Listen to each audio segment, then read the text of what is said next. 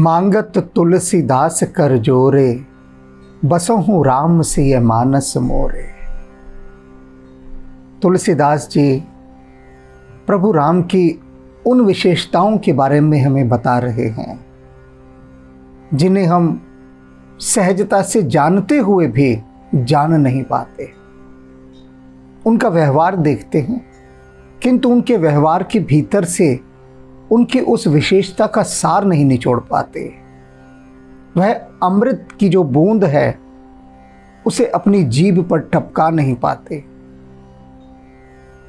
किंतु यह तो वही कर सकता है जिसे राम जी ने स्वयं इसकी अनुमति दी हो।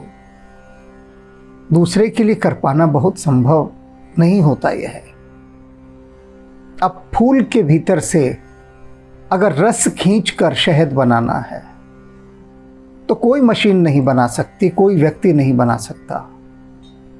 यह यंत्र, यह व्यवस्था, यह तकनीक, यह प्रतिभा, यह योग्यता तो राम जी ने मधुमक्खी को ही दी है। तो तुलसीदास जी सरीखे संत वे मधुमक्खियां हैं जो राम रस से शहद बनाती हैं और हमें वो शहद चटा रहे हैं।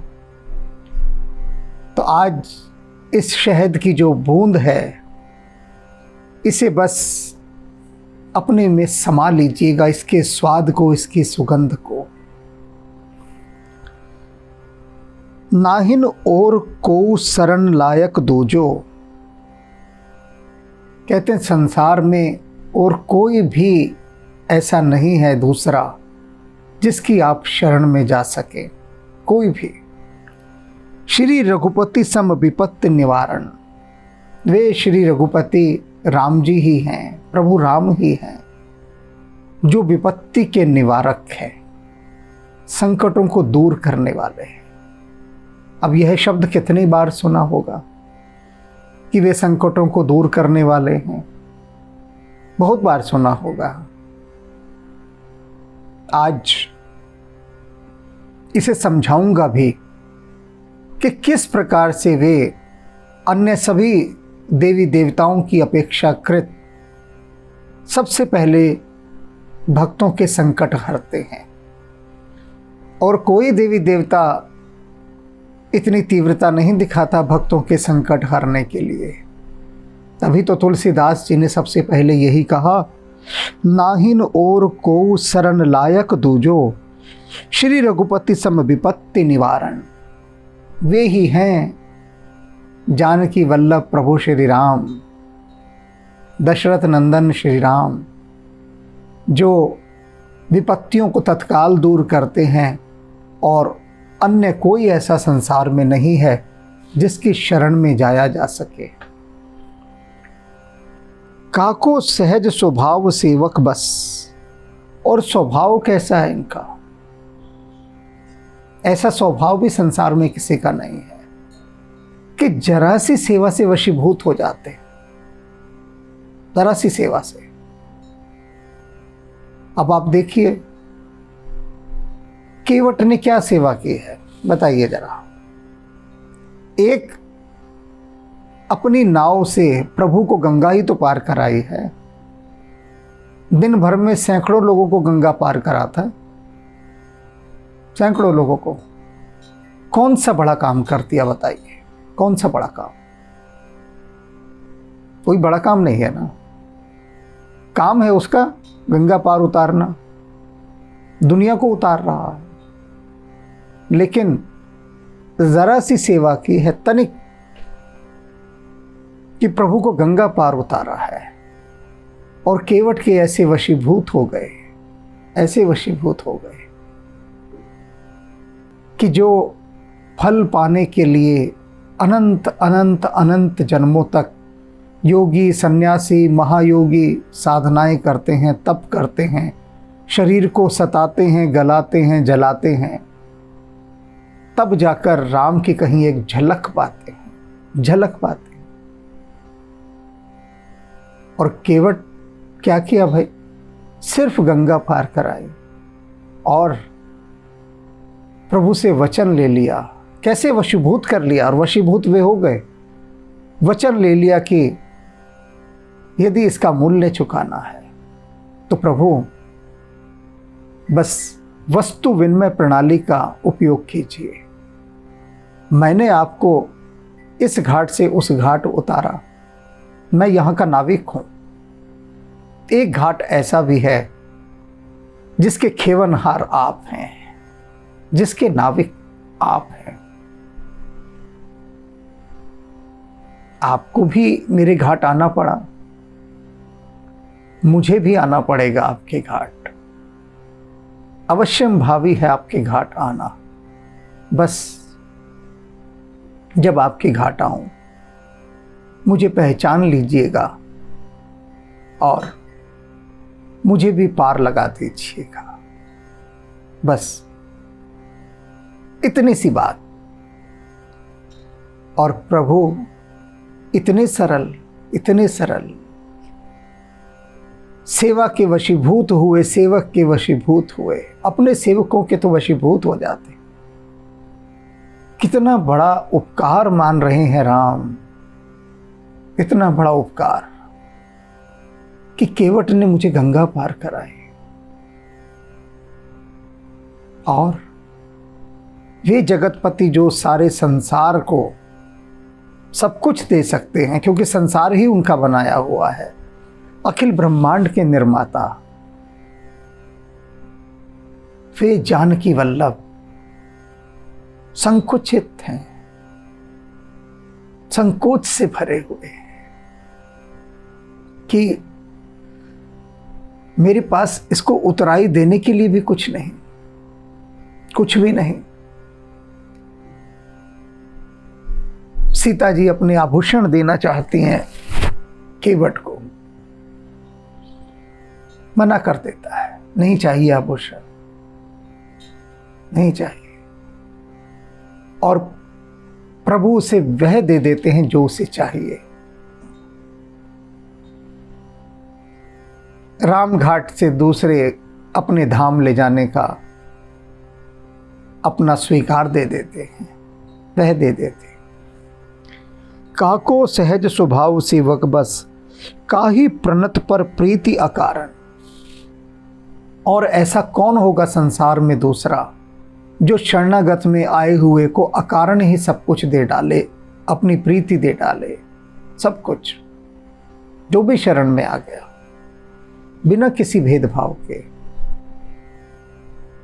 इंद्र का पुत्र जयंत अक्षम्य अपराध करने के बाद जब राम जी की शरण में आया तब उन्होंने उसे भी क्षमा कर दिया। और सुग्रीव भूल गया था राम जी का काम, उसे भी क्षमा कर दिया। और लंबी श्रृंखला है, लंबी श्रृंखला। रावण का भाई विभीषण, शत्रु का भाई, वह आया, उसे सम्राट बना दिया बिना किसी कारण के। तो अकारण कृपा, अकारण कृपा।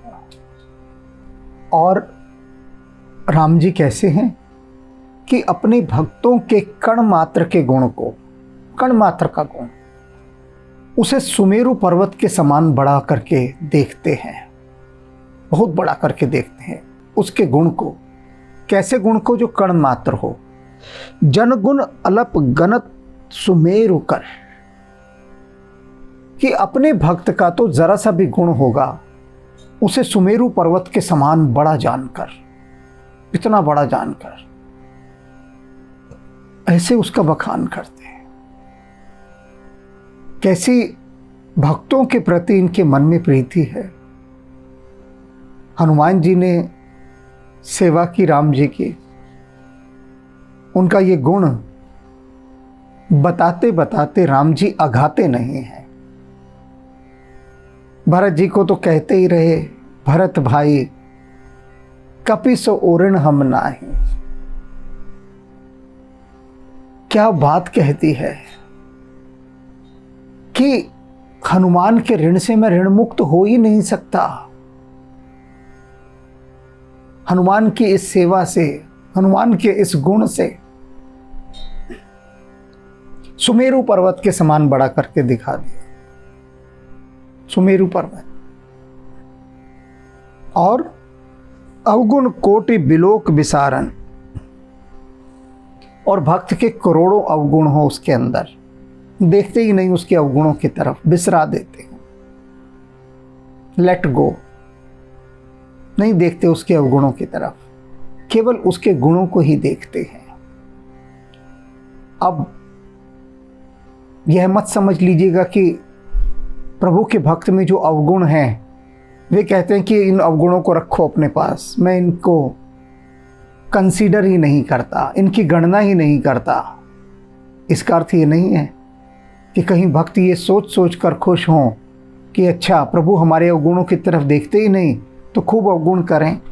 बस एक गुण रख लेते हैं छोटा सा, राम जी को छकाने के लिए, उनको मूर्ख बनाने के लिए, बेवकूफ़ बनाने के लिए।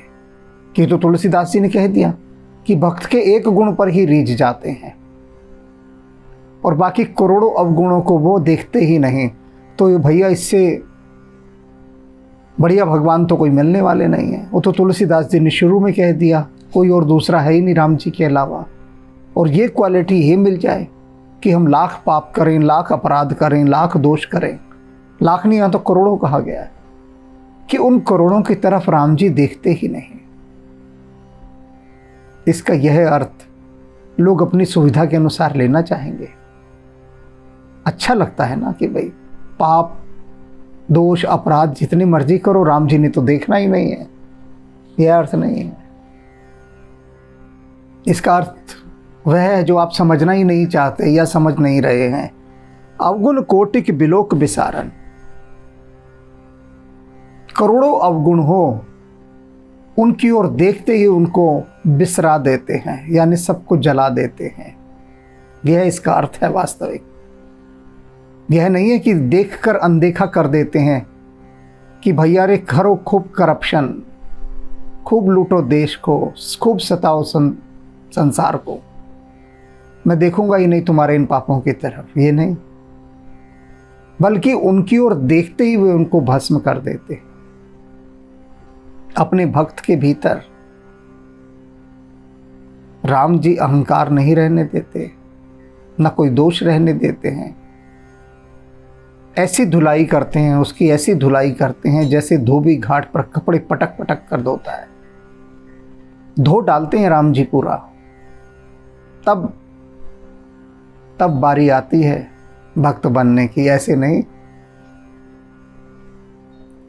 तुलसीदास जी जानते हैं ना कितना धोया है उनको, तब जाकर स्वच्छ वस्त्र सामने आया है। तब परम कृपालु भगत चिंतामणि बिरद पुनीत पतित जनतारण। राम जी जैसे परम कृपालु चिंतामणि, जो अपना एक बाना बुने हुए हैं कि मैं किसी भी भक्त को दुखी नहीं रहने दूंगा, शरण में आए हुए की रक्षा करूंगा, ऐसी उनकी वृदावली है। वे पतित पावन राम, उनके अतिरिक्त संसार में और कोई दूसरा ऐसा नहीं जिसकी शरण में जाया जाए या जिसका भजन किया जाए। सुमिरत सुलभ दास दुख सुन हरि, चलत तुरत पटपीत संभारना। और कैसे हैं श्री हरि ये? सुमिरत सुलभ, याद करते ही तत्काल उपलब्ध हो जाते हैं। जैसे ही याद करो प्रभु को तत्काल उपलब्ध हो जाते हैं। दास दुख सुन हरि चलत तुरत, अपने दास का, अपने भक्त का दुख सुनते ही तुरंत चल देते हैं, तुरंत।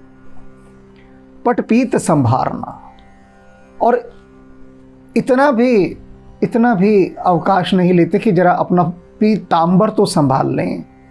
जो प्रभु पीतांबर धारण करते हैं उन्हें यही भय रहता है कि कहीं ऐसा ना हो कि मैं अपना वस्त्र भी संभालूं और उतने में भी मेरे भक्त को देर हो जाए। अपना वस्त्र भी नहीं संभाल पाते, तुरंत दौड़े चले जाते हैं भक्त की पुकार सुनकर, एक ही बार की पुकार सुनकर। सोच रहे होंगे आप कि हम तो कब से पुकार रहे हैं, और जैसे तुलसीदास जी बता रहे हैं कि श्री हरि अपने भक्त की पुकार सुनकर तत्काल दौड़े चले जाते हैं। इतना भी नहीं ठहरते कि अपना वस्त्र तो संभाल लें, अपने पीताम्बर को भी संभालने का उन्हें होश नहीं रहता। हमारे साथ ऐसा क्यों नहीं होता? क्योंकि हम भक्त नहीं, कम वक्त हैं हम। आप देखिए ना, द्रौपदी ने पुकारा, गए ना। गजराज ने पुकारा, गए ना। और जिसने पुकारा वो भी बताऊंगा अभी। विश्वामित्र ने पुकारा, गए ना। कौन था? और विश्वामित्र सारे देवी देवताओं को सबको पुकार कर थक गए थे, पुकार कर। उस समय के सभी राजाओं को कह कर थक गए थे कि राक्षस हमें खा जाते हैं, आकर हमारी रक्षा करो। सबके द्वार गए, सबने भगा दिया, उपेक्षा की, स्वीकार नहीं की विनती। कौन कौन से देवी देवता नहीं थे? सब थे। भगवान शंकर के पास तो वे गए नहीं, जानकर कि क्या फायदा, रावण तो उनका भक्त है, रावण के विरुद्ध भगवान शंकर क्यों जाएंगे? तो इस संकोच के कारण विश्वामित्र तो वहां गए नहीं कि भगवान शंकर क्यों मदद करेंगे, उनका तो वो चहेता है। अब सारे संसार के देवी देवता सब भयभीत राक्षसों से। कौन आए मदद के लिए? कौन दे औखल में अपना सर? और विश्वामित्र जाते हैं। आगे आपको सबको पता ही है कि प्रभु श्री राम तत्काल चल दिए, तत्काल। कुछ नहीं पूछा कितने राक्षस आते हैं, कहाँ से आते हैं, क्यों आते हैं, क्या क्या उनके पास है, कौन भेजता है, किस लिए भेजता है, क्यों तुम्हें मारते हैं। कोई राम भारत के पॉलिटिशियंस थोड़ी ना थे उस समय कि इस तरह के प्रश्न पूछें, कि 1000 इंक्वायरी करें, लाखों तहकीकात करें और फिर कहें कि अच्छा सोचेंगे, विचार करेंगे, एप्लीकेशन लिख कर दे जाओ मेरे सेक्रेटरी को, वो पता करते हैं कि कितने राक्षस आते हैं, क्या है, फिर देखेंगे। अभी 5 साल निकालने दो, फिर देखेंगे ना।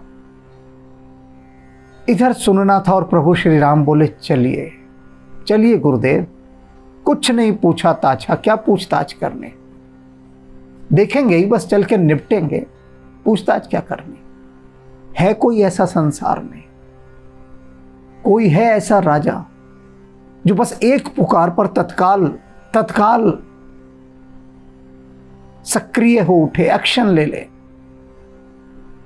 कोई छानबीन नहीं, कोई जानकारी नहीं प्राप्त करनी, कुछ नहीं करना, बस साथ हो लिए कि चलो अभी निपटारा किए देते हैं। तुलसीदास जी ने ऐसे ही नहीं कह दिया, महाज्ञानी हैं, सारे वेदों के, पुराणों के, शास्त्रों के ज्ञाता हैं। दुनिया देखिए, उन्होंने घाट घाट का पानी पिया है, घाट घाट का पानी। यूं ही नहीं कह दिया उन्होंने कि नाहिन और को शरण लायक दूजो, और कोई नहीं है शरण के लायक दूसरा, राम जी ही हैं बस उनकी शरण में। तभी तो विश्वामित्र उनकी ही शरण में गए। कितना बड़ा उदाहरण थी। इससे बड़ा उदाहरण क्या होगा कि भक्त की एक ही पुकार पर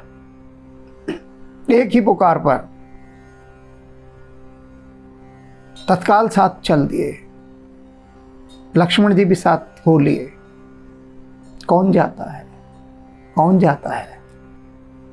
इसी प्रसंग को सोचते रहेंगे तो बस यहीं से जीवन की यात्रा हो जाएगी। इसी गुण से प्रभु के कि कैसी अनुकंपा, कैसी दया, कैसी करुणा भक्तों पर, कि पुकारने आए विश्वामित्र। कौन है विश्वामित्र? आज की भाषा में समझा जाए तो कहेंगे भाई एक स्कूल टीचर है, एक आश्रम चल रहा है, उस टीचर का आ गया बस कि जी हमारे को ये समस्या है, वहाँ के जितने 1 नंबर के आतंकवादी जो हैं वो आके हमारी हत्याएं कर रहे हैं, मार रहे हैं। तो ऐसी पुकारें तो कितनी जाती हैं राजनेताओं के पास। कौन परवाह करता है? आए दिन शिकायतें जाती हैं कि मोहल्ले के गुंडे मवाली आकर सताते हैं। सताना उनका जारी रहता है, क्योंकि राम जी कहाँ हैं अब? राम सरीखा कोई हो तो वो भी ऐसे ही चलेगा जैसे राम चले थे, उसकी भी चाल राम जैसी ही होगी। तो तुलसीदास जी जो दिखा रहे हैं उसे मन की आंखों से देखिए। सुमिरत सुलभ दास दुख सुन हरि चलत तुरत पटपीत संभारन, साखी पुराण निगम आगम सब जानत द्रुपद सुधा अरुबारन। कहते हैं सारे वेद उपनिषद पुराण सारे संसार में सबको पता है ये बात कि कौन द्रौपदी का दुख हरने गया था, वो जो दारुण दुख था, किसने गजराज की एक पुकार पर जाकर उसकी रक्षा की थी, यही वे श्री हरि थे। अब जो भक्त सोचते हैं कि हम तो प्रभु को कब से पुकार रहे हैं, वे आते नहीं। अब पुकार का भी सुन लीजिए। द्रौपदी ने कितनी कितनी बार पुकारा कृष्ण को। जब दुशासन द्रौपदी का चीर हरण कर रहा था, कितनी बार पुकारा, कृष्ण नहीं आए। नहीं आए। क्यों नहीं आए? क्योंकि उधर द्रौपदी का वस्त्र खींचता था दुशासन और इधर द्रौपदी पकड़कर उसे संभालती थी, अपनी ओर से कोशिश कर रही थी कि मैं खुद को खुद ही बचा लूं। हार गई जब उसने देखा कि अब मेरे बस का नहीं, अब ये आखिरी परत है मेरे वस्त्र की और इसके खींचने के बाद मैं निर्वस्त्र हो जाऊंगी। तो द्रौपदी ने अपने दोनों हाथ आकाश की तरफ उठा दिए, समर्पण कर दिया। आपने देखा है ना कि जब भी कोई सरेंडर करते हैं, समर्पण करते हैं, आत्मसमर्पण, तो दोनों हाथ ऊपर उठाकर उठाते हैं ना दोनों हाथ। तो द्रौपदी का कभी वह चित्र देखिए कि हाथ ऊपर उठाए हुए, ऊपर उठाए हुए, और तब कहती है कि हे माधव, हे कृष्ण। बस रक्षा करो इतना भी नहीं कहते, पुकारती है, बस पुकारती। और कृष्ण कहीं दूर थोड़ी ना थे, ये तो वहीं खड़े सब देख रहे थे, प्रतीक्षा में थे बस उस पुकार की जो समर्पण के बाद आती है। समर्पण के बाद हम जितनी पुकार मचाते हैं राम के प्रति, वे सारी पुकारें हमारी समर्पण के बाद वाली नहीं होती, क्योंकि समर्पण के बाद वाली पुकारें नहीं होती, पुकार होती है बस एक। हम तो सब अपने ही भरोसे रखते हैं, कहते हैं कि जैसी राम जी की इच्छा ना, ये तो डायलॉग है। लोग कहते हैं कि हम तो बस इनके हिसाब से ही चलते हैं राम जी के, ये डायलॉग्स हैं कहने के लिए, और कुछ नहीं है इससे ज्यादा। जो सच में छोड़कर चलते हैं उनकी तो एक पुकार पर ये अपने कपड़ों की भी सुध बुध छोड़कर दौड़े चले आते हैं तत्काल। जाको जस गावत कभी कोबिद जिनके लोभ मोह मद मारना। और ये राम जी, इनके यश, ये कवि, ये विद्वान, ये संत, ये सब गाते हैं जिन्हें ना लोभ छू पाता है, ना मद, ना माया, कुछ भी नहीं छू पाते, ना ही कामदेव छू पाता है। ये इन सब से ऊपर हैं, सबसे परे हैं। तुलसीदास तजी आज सकल भज, ये समर्पण की विधि बता रहे हैं। तुलसीदास जी कह रहे हैं कि तज आज आस सकल, अपने मन की सारी आशाओं को त्याग कर फिर राम जी को भज। ये जो सारी आशाएं तूने संसार में इधर उधर लगाई हुई है ना, किसी से आशा मत लगा, बस इनसे ही लगा और इनको भज, बस इन्हीं को भज। कौशलपति मुन वधु उदाहरण, ये कौशलपति प्रभु श्री राम जिन्होंने मुनि वधु का उद्धार किया, अर्थात ऋषि गौतम की पत्नी अहिल्या। अहिल्या का जिन प्रभु श्री राम ने उद्धार किया, ऐ मेरे मन तू सारी आशाएं छोड़कर सिर्फ इन्हीं प्रभु श्री राम का भजन कर, इन्हीं का चिंतन कर, क्योंकि नाहिन और कोई शरण लायक दूजो, क्योंकि और कोई शरण के लायक दूसरा है ही नहीं। अहिल्या जिसने पुकारा भी नहीं। अभी तक तो हम क्या कह रहे थे कि सब कुछ समर्पण करके, समर्पित होकर जब आप पुकारते हैं तो आपकी एक पुकार पर राम दौड़े चले आते हैं। अहिल्या ने तो पुकारा ही नहीं, बिना पुकारे चले गए, बिना पुकारे। अहेतु की कृपा, इसे कहते हैं अहेतु की कृपा, बिना किसी कारण। बस पता लगा कि अहिल्या इस दशा में है, पता लगा कहीं से। इसे ऐसा मानकर चलिए आज के संदर्भ में कि किसी राजपुरुष को, राजपुरुष माने पॉलिटिशियन, किसी पॉलिटिशियन को, किसी मंत्री को पता लगे कि कहीं पर किसी के साथ अत्याचार हो रहा है, और जिस पर अत्याचार हो रहा है वो पुकारे भी ना मंत्री को, ये सोचकर कि मेरी पुकार कौन सुनेगा, और माननीय, आदरणीय, परम पूजनीय, प्रातः वंदनीय मंत्री जी को ये कहीं से पता लग जाए कि कहीं कोई सताया जा रहा है, और वे तुरंत फौज फांटा लेकर वहां पहुंच जाएं और सब ठीक कर दें। आज के संदर्भ में बता रहा हूं, ये कल्पना है, एक सुंदर कल्पना, सुखद कल्पना, कल्पना से अधिक ये कुछ भी नहीं है, लेकिन उस समय कल्पना नहीं थी। बस राम ने सुना था अहिल्या के विषय में। विश्वामित्र उस तरफ लेकर भी नहीं जाना चाहते थे जहां अहिल्या का आश्रम था। राम पूछते हैं कि गुरुदेव, ये उजाड़ आश्रम किसका है, इतना सुना सुना आश्रम?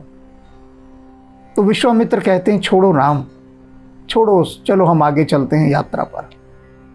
राम कहते नहीं गुरुदेव, आप बताइए ये क्या है। तब विश्वामित्र बताते हैं कि इस तरह से यहां पर शापित अहिल्या रहती है। ऋषि गौतम ने उसे शाप दिया है और इंद्र का भय लोगों को है कि कोई इस शाप को भंग नहीं करेगा, और इंद्र की स्वीकारोक्ति है इस शाप में। इंद्र का बहुत भय है कि इस अहिल्या को ऐसे ही शापित रहने दिया जाए। राम कहते हैं कि नहीं, मातृशक्ति पर मैं अत्याचार होते देख ही नहीं सकता। विश्वामित्र कहते हैं इंद्र का समर्थन है, इंद्र का। राम कहते हैं मैं किसी इंद्र से नहीं डरता, किसी इंद्र से नहीं डरता। आ जाए इंद्र, मैं देख लूंगा उसको। और पूरे संसार से बहिष्कृत उस अहिल्या के पास राम जाते हैं और उद्धार करते हैं, और किसी की हिम्मत नहीं होती कोई राम को आकर रोक सके, अकारण हेतु। बस पता लगा कि कहीं कोई सताया जा रहा है।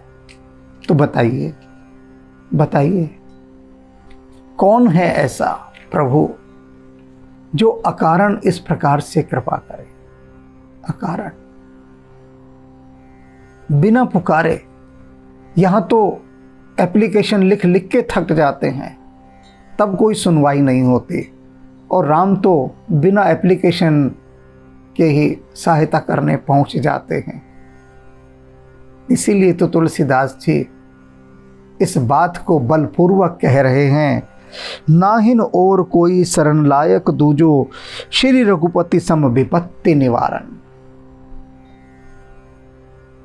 आज जितनी भी बातें तुलसीदास जी ने बताई है ना, इन्हें बार बार अंतर मन में इनका चर्वण कीजिएगा, बार बार, और इस लीला से सराबोर होकर अपने मन में राम जी को सुमिरिएगा कि इनके समान कोई दूसरा है ही नहीं जिनकी शरण में जाया जा सके।